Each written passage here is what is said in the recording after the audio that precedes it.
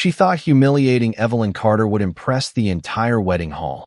But within minutes, every eye in that room would turn on her instead. Before we continue, where are you watching from? Drop your city or state in the comments below. And if you believe dignity matters more than status, stay with this story. Because what happened that night changed more than just a wedding. It changed how an entire room understood respect. Now back to Evelyn Carter. The ballroom at the Whitmore estate glowed under crystal chandeliers, each one casting soft golden light across marble floors polished to a mirror shine. Waiters moved quietly between tables, carrying trays of champagne flutes, while a string quartet played something delicate and expensive in the corner. Everything about the evening whispered wealth, carefully curated perfection, the kind of place where every detail was meant to be seen and judged. And in the middle of it all, Evelyn Carter stepped inside unnoticed. Her heels made the faintest sound against the marble. Her dress was simple navy, nothing designer, nothing that caught the light, just clean, modest, elegant in a way that didn't ask for attention. Her dark hair was pulled back neatly, and her expression remained calm, almost distant, as if she had already decided not to belong to this world tonight. Across the room, laughter rose sharp and polished. Victoria Hayes stood surrounded by guests, her silver gown shimmering as she lifted her glass. Her voice carried easily, the kind of voice used to being heard, used to being obeyed. She had spent months orchestrating this wedding, her daughter's wedding, and tonight everything had to reflect one thing: status, excellence, perfection. And then she saw Evelyn. The smile on Victoria's lips didn't fade, but something behind her eyes shifted. A quick calculation, a quiet judgment. Her gaze traveled slowly from Evelyn's shoes to her dress, to the absence of any visible designer label. And in that single glance, a conclusion was made, not spoken, but felt by everyone who noticed where Victoria was looking. Whispers began, subtle at first, like a ripple across still water. Who is she? Someone asked under their breath. Is she with the catering staff? Another replied, no uniform. Someone else added, maybe a +1 that got lucky. Evelyn moved through the edge of the room, as if she didn't hear any of it, though she did. Every word, every glance. She had heard them before in places just like this. She paused near a table, adjusting a place card that had been slightly out of line, her fingers steady, precise, a small gesture almost invisible. But someone noticed. One of the younger bridesmaids leaned toward another. Did you see that she's fixing things like she works here? The other smirked. Well, that explains it. Victoria set her glass down slowly, her decision forming not out of necessity, but out of pride. Tonight there would be no imperfections, no uncertainties, and certainly no one who didn't belong. She stepped forward, her heels echoing lightly against the marble, each step deliberate, measured, as conversations began to quiet around her like a stage preparing for a performance. Evelyn sensed it before she saw her, the shift in the air, the subtle pull of attention turning in one direction. Her eyes lifted, calm, steady, just as Victoria stopped a few feet away. For a brief moment, neither woman spoke, the contrast between them sharper than any spotlight, one wrapped in luxury and authority, the other in quiet simplicity and control. Victoria tilted her head slightly, her voice soft, but carrying just enough to be heard by those closest. Excuse me, she said, her tone polite on the surface, but edged with something colder. I don't believe we've been introduced. And yet here you are in a private family event. The room seemed to lean in, conversations fading, glasses pausing midair. Even the music felt distant. Evelyn didn't move, didn't explain, didn't apologize. She simply met Victoria's gaze, her eyes steady, unreadable. And in that silence, something unfamiliar crept into the edges of the room. Not yet fear, not yet realization, but the faintest crack in certainty, as if the night was about to unfold in a way no one there had planned.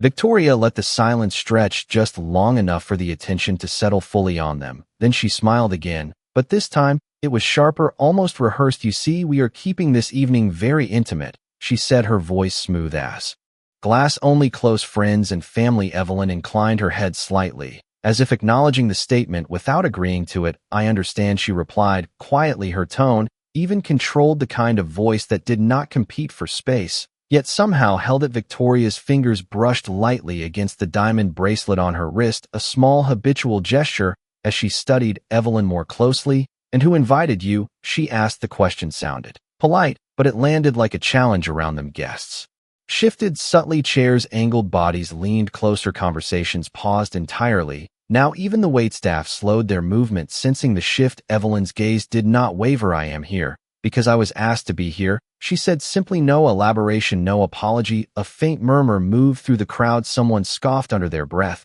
That is convenient. Victoria let out a soft laugh, the kind designed to draw others in. Well, I am sure there has been some misunderstanding, she said, turning slightly so more people could hear her voice rising just enough to carry. We have had a few issues with vendors arriving at the wrong entrance this evening. Perhaps that is what happened here. A few guests chuckled quietly, relieved to have a narrative to follow. Yes, that must be it, another woman added, smiling thinly. Evelyn remained still, her hands resting loosely at her sides, as if the words were passing through the room without ever touching her. Victoria stepped closer, now lowering her voice, but not enough to keep it private. This is not the place for confusion, she said firmly. If you are part of the service staff, you should be in the designated area, not mingling with guests. The word mingling lingered in the air like a subtle accusation. Evelyn's eyes flicked briefly across the room, taking in the chandeliers, the polished tables, the carefully arranged place settings, as if memorizing the scene, then returned to Victoria. I am not confused, she said, her voice soft but unmistakably clear. The simplicity of the statement caused a brief pause, a hesitation that Victoria quickly covered with a smile that had lost its warmth. I see, she replied, drawing the words out slightly. Then perhaps you would like to clarify your role here. She turned just enough to include the surrounding guests, her posture tall, composed, every inch the host in control of her domain. Because right now, she continued lightly, it appears you have wandered into a space that requires a certain level of invitation. A ripple of agreement followed. A man near the bar nodded subtly. Another guest whispered something that ended in a quiet laugh. Evelyn did not react outwardly, but something in her posture shifted almost imperceptibly, not defensive, not retreating, simply grounded, as if she had settled into a place within herself that could not be moved. I was invited, she repeated, this time her voice carrying just a fraction further, not louder, but steadier. The room held that word, invited, as if testing it against what they believed to be true. Victoria's smile tightened just enough to reveal the effort behind it. And by whom, she asked the question, now edged with impatience, the kind that comes when authority expects immediate compliance. Evelyn held her gaze for a long second, the kind of pause that stretches time before answering. By someone who knows exactly why I am here. The response did not raise her voice, did not challenge directly, yet it unsettled something invisible. A subtle shift passed through the nearest guests, a glance exchanged, a flicker of uncertainty too small to name, but impossible to ignore. Victoria's expression hardened for the first time, the performance slipping at the edges, as the room seemed to lean forward, waiting for the next move. And somewhere beneath the surface of polite smiles and polished appearances, the certainty that had filled the evening began to fracture, just slightly, as if the story everyone thought they understood was no longer entirely their own. Victoria's eyes narrowed ever so slightly, the polished confidence in her posture tightening, as though something invisible had slipped just beyond her control. She did not like uncertainty, not here, not tonight, and certainly not in front of an audience she had spent months impressing. Then we should resolve this quickly, she said, her voice lifting just enough to reclaim the room. I would hate for any confusion to disrupt such an important evening. Her words were smooth, but beneath them there was a trace of steel, a signal that patience was thinning. A few guests nodded, subtly reassured by her tone, eager to see the situation corrected, restored to the order they expected. Evelyn did not move, she did not glance away. She simply stood, as if rooted in something deeper than the room itself. Victoria turned slightly, raising her hand with a small gesture that summoned attention from across the ballroom. A man in a tailored black suit began moving toward them, one of the event coordinators, his tablet held neatly at his side, his pace quick but careful as he approached.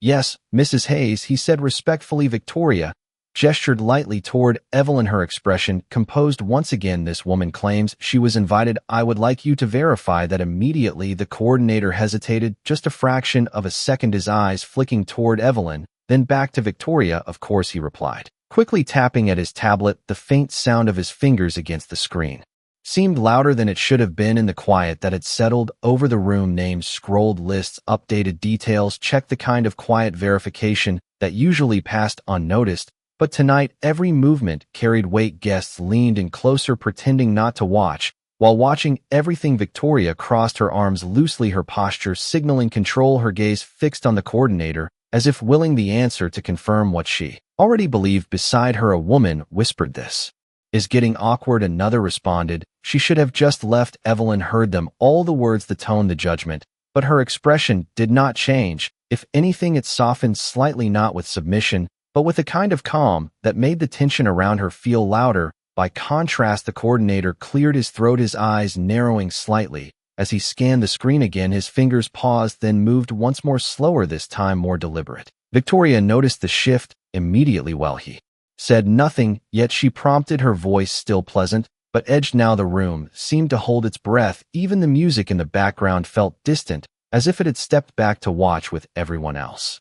The coordinator looked up finally, his expression no longer neutral, but uncertain. I am reviewing the guest registry, he said carefully, and her name is not listed under the primary invitation groups. A subtle wave of relief moved through the nearest guest. There it is, someone murmured. I knew it. Victoria allowed herself a small, satisfied smile, the kind that did not need to be large to be understood. I see, she said softly, then turned back to Evelyn, her voice lowering, but carrying clearly enough for those closest to hear. I think that answers our question, does it not? She paused, letting the moment settle, letting the implication sink in. You are not on the guest list. Evelyn did not respond immediately. She let the words hang in the air between them. Then she shifted her weight slightly, her gaze moving not to Victoria, but briefly to the coordinator, as if acknowledging his effort before returning to meet Victoria's eyes. I was not added to the public registry, she said quietly. The phrasing was precise, different from what the room expected. A faint crease appeared between Victoria's brows, the kind that comes when something does not fit neatly into the narrative she had constructed. I am here under a direct invitation, Evelyn continued, her tone steady, almost gentle, as if she were explaining something simple that others had complicated. The coordinator's expression changed again, his eyes flickering back down to the tablet, then up once more, as though reconsidering something he had overlooked. Victoria's smile faltered for just a heartbeat before returning, sharper than before. Then perhaps, she said with a light laugh that did not quite reach her eyes, you would care to tell us who extended such a special invitation? The question hung heavier this time, not just a challenge, but a demand for clarity, for submission, for proof. And in the silence that followed, something subtle shifted again, not in Evelyn, but in the room itself, as if the certainty that had once felt solid was beginning to feel just slightly fragile. Victoria's smile lingered, but it no longer held the same effortless control it had moments ago. There was a faint tension now, just beneath the surface, like glass stretched too thin. Then by all means, she said, her voice light, but sharpened at the edges, enlighten us. The room leaned in again, drawn by the promise of resolution, of clarity, of seeing someone put back into their place. Evelyn did not rush. She did not react to the pressure that hung in the air. Instead, she let a small, quiet pause settle between them, long enough for the weight of expectation to grow. Then she spoke, her voice calm, measured. I was invited by Daniel Whitmore. The name did not explode through the room. It did something more unsettling. It landed softly, and then began to spread like a ripple across still water. Daniel Whitmore. The groom. A few guests exchanged quick glances, confusion flickering across their faces. Someone near the back whispered, that does not make sense. Victoria's expression did not change immediately, but something behind her eyes tightened. Her son, she repeated slowly, as if testing the words against her certainty. Yes, Evelyn answered. Simply, no emphasis, no defensiveness, just fact. A faint laugh escaped from Victoria, though it carried less confidence than before. I believe there has been a misunderstanding, she said carefully. Daniel has been quite busy with preparations. He would not have personally extended an invitation outside of our established list. She gestured subtly toward the coordinator, as if reinforcing her authority. The coordinator hesitated again, his tablet still in hand, his eyes moving between them, as if trying to reconcile two conflicting truths. Evelyn tilted her head slightly, not in challenge, but in quiet acknowledgement. He asked me to be here, she said, and I accepted. The simplicity of her words only deepened the unease growing in the room. Victoria's fingers tightened briefly against her bracelet before she relaxed them, her posture straightening as she reclaimed her composure. Then I am sure he will be able to clarify, she replied, her tone smooth again, though a trace of urgency slipped through the edges. She turned, slightly scanning the crowd, as if searching for him, as if summoning confirmation to restore the balance she expected. Guests followed her gaze instinctively, eyes shifting across the ballroom. The music continued softly, but it felt distant now, almost irrelevant.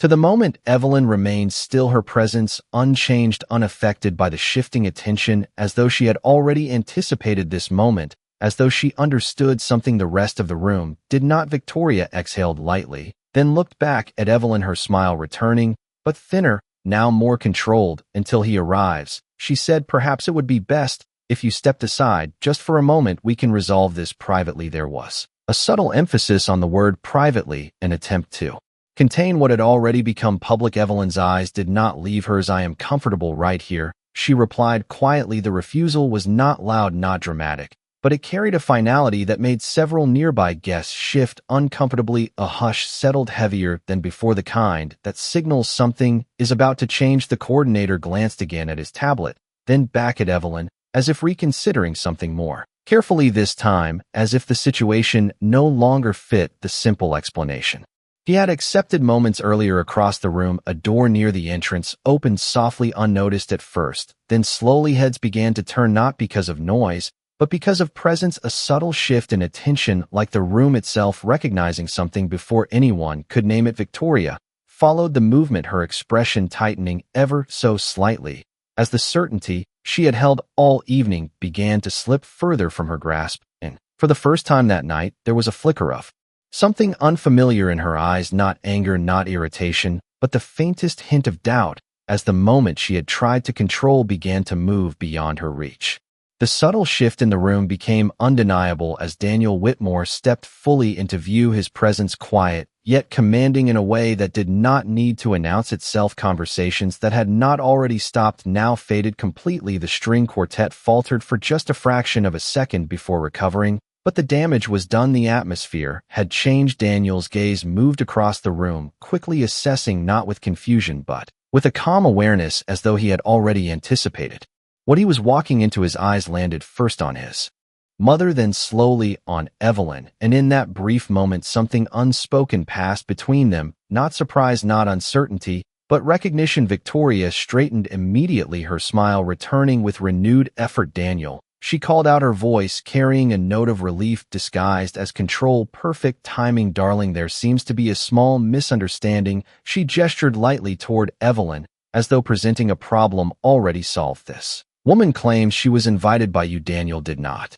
respond right away. He walked forward at a measured pace, each step steady, deliberate. The soft echo of his shoes against the marble floor seemed louder now in the silence, every guest watching every movement. As he came to a stop beside them, his gaze shifted to Evelyn, and for the first time that evening her expression changed, not dramatically, not enough for most to notice, but there was a softness now, a quiet acknowledgement that had not been there before. Yes, Daniel said simply. The word landed heavier than anyone expected. Victoria blinked once, the certainty she had been holding on to beginning to fracture. I am sorry, what did you say? She asked, her tone still controlled, but thinner now. I invited her, Daniel repeated, his voice calm but unmistakably firm. The room reacted in waves, a collective intake of breath, a ripple of whispered disbelief. Someone near the back muttered, that cannot be right. Victoria's smile faltered entirely this time. That does not make sense, she said quickly. Daniel, we went over the guest list together. Every name was approved, every detail finalized. You would have told me. Daniel turned his head slightly toward her, his expression composed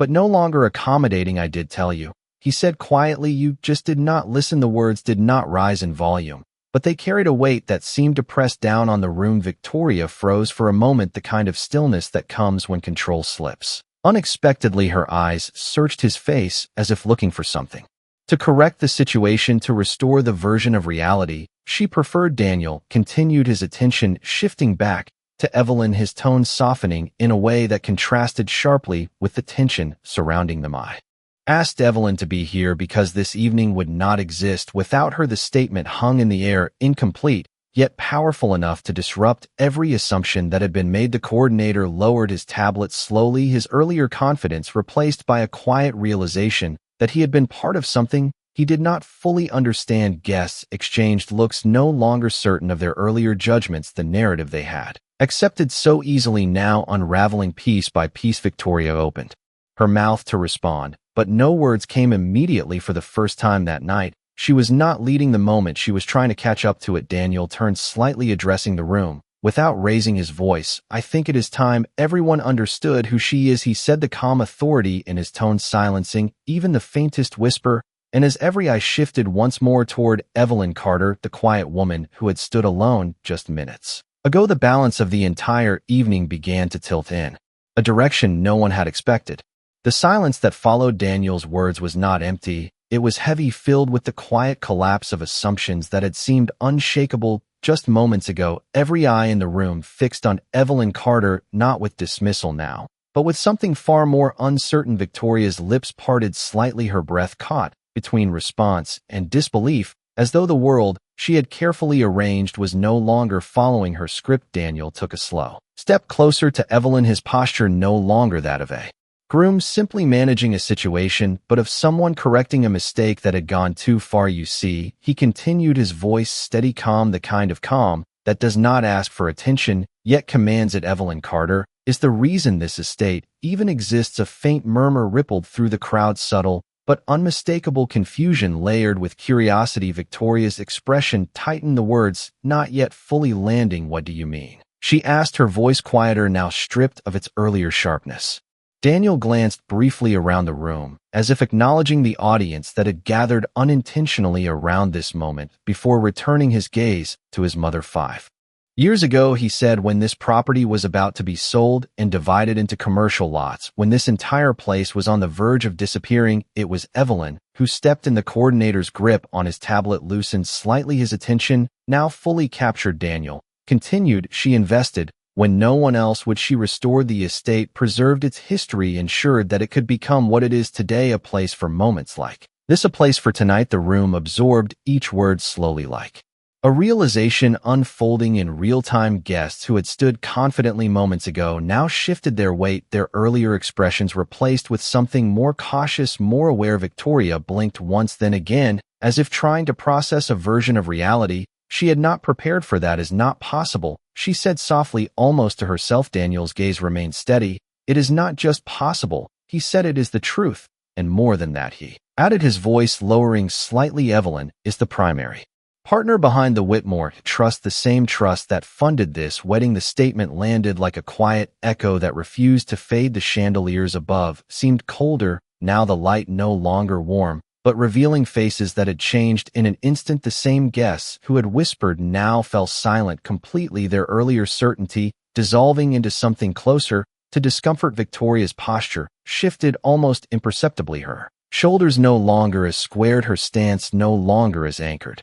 Her eyes moved to Evelyn again, but this time there was no dismissal, no superiority, only a dawning awareness that the person she had tried to remove did not just belong. She held power. Evelyn did not step forward. She did not correct anyone. She simply stood where she had been all along, her expression unchanged, her presence steady, as if none of this needed to be proven for her. Daniel turned slightly toward her, his voice softer now, almost respectful. "I asked her to come tonight because she prefers to remain unseen," he said, "but that does not mean she is invisible." A hush fell over the room, deeper than any before, the kind that settles when truth replaces assumption. Victoria's gaze dropped for just a second before lifting again, her composure not entirely gone, but no longer complete. And in that moment the balance had shifted fully. The woman who had been questioned now stood at the center, not because she demanded it, but because the truth had quietly placed her there, and no one in that room could look away. The silence did not break immediately. It deepened, stretching across the ballroom like a held breath. No one was willing to release. The same guests who had whispered moments ago now stood still, their expressions carefully neutral, as if trying to rewrite their reactions in real time. Victoria Hayes remained where she stood, but something fundamental had shifted. The certainty that once defined her presence had thinned, replaced by a quiet tension she could no longer conceal. Her eyes returned to Evelyn Carter, not with scrutiny this time, but with something far more difficult to mask, recognition, not of status alone, but of misjudgment. Daniel stepped back slightly, not retreating, but allowing the moment to settle, without interference, as though he understood that what came next did not belong to him. Evelyn remained composed, her posture unchanged, her hands resting calmly at her sides. She had not moved to claim the attention, yet it had settled on her fully now, every gaze anchored in her stillness. Victoria finally spoke, her voice lower than before, the sharpness replaced with careful control. "If what you are saying is true," she began, her words measured, each one placed with effort, "then there has clearly been a misunderstanding." The word misunderstanding lingered, fragile, as if it might not hold the weight it was meant to carry. A few guests nodded, subtly eager to accept the softer explanation to smooth over what had become uncomfortable. Evelyn's eyes met hers steadily. There was no anger in them. No need to correct or confront, just a quiet clarity that made the room feel even more exposed. Victoria drew in a small breath, her fingers adjusting the bracelet at her wrist again, a gesture that now betrayed more than elegance. It revealed uncertainty. "You must understand," she continued, her tone shifting toward justification. "We have very specific protocols for events like this, security expectations. Guest coordination, appearances matter." Here the final phrase landed differently than she intended, as though it had revealed more than she realized. Evelyn tilted her head slightly, her voice soft, but unmistakably clear. "Appearances always matter," she said. The room seemed to tighten around the simplicity of that truth. Victoria's lips parted, then closed again for a brief moment. She had no immediate response. The weight of the evening, of her words, of the glances exchanged, all pressed quietly into the space between them. Daniel watched without interruption, his expression neutral but attentive, as if this moment required no defense, only witnessing. Evelyn continued, not louder, not sharper, but steadier than before. "But they do not always tell the truth." A hush followed, deeper than any that had come before, the kind that settles when something undeniable has been spoken, not as an accusation, but as a fact. The coordinator lowered his gaze slightly, no longer pretending to manage the situation, instead becoming part of the audience. Guests who had once leaned in with curiosity now seemed unsure where to look. Some avoided eye contact, others studied Evelyn with a new awareness, as if seeing her for the first time. Victoria's posture shifted again, her shoulders softening just enough to reveal the effort it took to maintain composure. This was not a moment she could redirect, not one she could dismiss. Then she did something subtle but telling. She took a half step back, not retreating fully, but no longer standing over Evelyn, the distance between them no longer symbolic of authority, but of recalibration. "I may have acted too quickly," she said finally, the words quiet, almost reluctant, yet undeniable in their meaning. The room absorbed them slowly, the acknowledgement not dramatic, but significant. Evelyn gave the smallest nod, not in victory, not in forgiveness, simply in recognition of what had been said and what it meant, and in that quiet exchange the balance of the evening settled into something new, something that could not be undone, not by status, not by wealth, not by performance, but only by the truth that had revealed itself in the stillness. The room did not return to what it had been before. It could not. The laughter that once filled the space felt distant now, replaced by a quiet awareness that lingered in every corner of the ballroom. Guests adjusted their posture subtly, as if trying to align themselves with a new reality, one that had shifted without warning. Victoria Hayes stood still for a moment longer, her eyes no longer scanning for control, but holding on to the fragile balance she had just acknowledged. The faint hum of the string quartet resumed, but it no longer led the evening it followed. It like background to something far more real. Evelyn Carter remained exactly where she had been, her presence unchanged, her expression calm, neither triumphant nor withdrawn, simply steady, as if the entire moment had passed through her without leaving disruption. Daniel watched her quietly, then spoke again, not to command the room, but to complete what had begun earlier. "There is something else everyone should understand," he said, his voice measured, drawing attention without effort. The guests turned again, not with curiosity now, but with a kind of respect that had not been there before. "Evelyn never wanted to be recognized for what she has done," he continued. "She prefers to stay out of the spotlight, even when she is the reason it exists." The words settled gently, yet carried a weight that deepened the silence. A woman near the front lowered her gaze. Another guest, who had laughed earlier, now stood completely still, his expression unreadable. Daniel glanced briefly at his mother, then back at the room. "She funded more than just this estate," he added quietly. "She has supported dozens of restoration projects across the country, schools, hospitals, community programs, most of them anonymously." The coordinator's grip on his tablet tightened again, not out of authority, but out of realization, the kind that comes when a story reveals itself too late. Victoria's breath slowed, her shoulders lowering slightly, as the full scope of what had just unfolded began to settle into her understanding. She looked at Evelyn Once more, but this time there was no distance left between them, only the quiet recognition of someone she had failed to see correctly. Evelyn met her gaze, without hesitation, not with judgment, not with forgiveness, simply with clarity that required no explanation. Daniel stepped back, once more allowing the moment to belong entirely to the space between the two women. Victoria drew in a measured breath, her voice softer, now stripped of performance. "I owe you an apology." She said the words, clear though not loud, they carried across the room.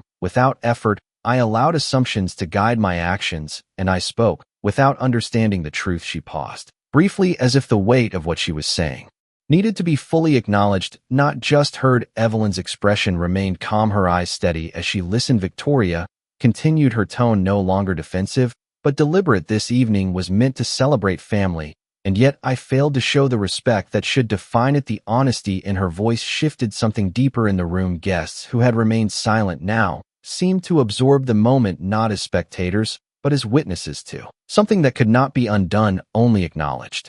Evelyn inclined her head slightly, her response simple and measured. "Respect is not proven in perfection," she said quietly. "It is revealed in how we choose to correct ourselves." The words settled like a quiet echo, neither condemning nor excusing, simply stating something undeniable. Victoria's gaze held hers for a moment longer, then lowered just slightly, not in defeat, but in acceptance, the kind that comes when pride gives way to understanding. Around them, the atmosphere softened, not returning to what it had been, but evolving into something more grounded, more real. And in that stillness, the evening continued, not as a performance of status, but as a quiet reminder that dignity does not demand attention. It reveals itself when everything else falls silent. The music slowly regained its rhythm, but it no longer commanded the room. It followed it gently as conversations resumed in softer tones. Guests, who once stood with easy confidence, now moved with a quiet awareness, their voices lower, their laughter measured, as if something invisible had reshaped the atmosphere. Evelyn Carter remained where she was for a moment longer, not because she needed to stay, but because the room had not yet fully released its attention. Daniel stood nearby, but no longer at the center. He had said what needed to be said, and now the evening belonged to something else, something quieter, something more honest. Victoria Hayes exhaled slowly, her posture no longer rigid, but composed in a different way, less about control, more about understanding. She glanced around the ballroom, taking in the faces that had witnessed everything, the same people she had sought to impress, now looking at her not with admiration, but with reflection, a subtle shift she could not ignore. She turned back to Evelyn, her voice softer than it had been at any point that night. "I hope you will stay," she said, not as a command, not as a correction, but as an invitation, the kind that carried sincerity rather than expectation. Evelyn studied her for a brief moment, then gave a small nod, not for approval, not for reconciliation, but simply because the moment had reached its natural end. "Thank you," she replied quietly, and with that the tension that had defined the evening dissolved, not abruptly, but gradually, like a tide receding from the shore, leaving behind something calmer, something clearer. Guests began to move again, conversations resumed, but they were different now, no longer driven by display, but by a quiet recalibration of what mattered. A man who had earlier laughed now approached a colleague, speaking in hushed tones. A woman near the front adjusted her posture, as if reconsidering her own place in the room. The coordinator stepped back, fully no longer attempting to manage what had already resolved itself. Evelyn took a slow step forward, not toward the center of attention, but simply back into the flow of the evening. And yet the space seemed to adjust around her naturally, not because she demanded it, but because it had been earned without effort. Daniel watched her for a moment, then turned his attention elsewhere, allowing the night to continue without further interruption. Victoria remained where she was, her gaze following Evelyn briefly before lowering slightly, her expression thoughtful, not defeated, but changed, as if something fundamental had shifted beneath the surface. And in that quiet transformation, the grandeur of the ballroom, the shimmer of the chandeliers, the elegance of the event, all seemed to fade into the background, replaced by a simpler truth that lingered in the air long after the moment had passed, that respect is never defined by appearance nor secured by status. It is revealed in the way we choose to see others when it matters most. And on that night, in a room built to celebrate perfection, everyone present witnessed what dignity truly looks like.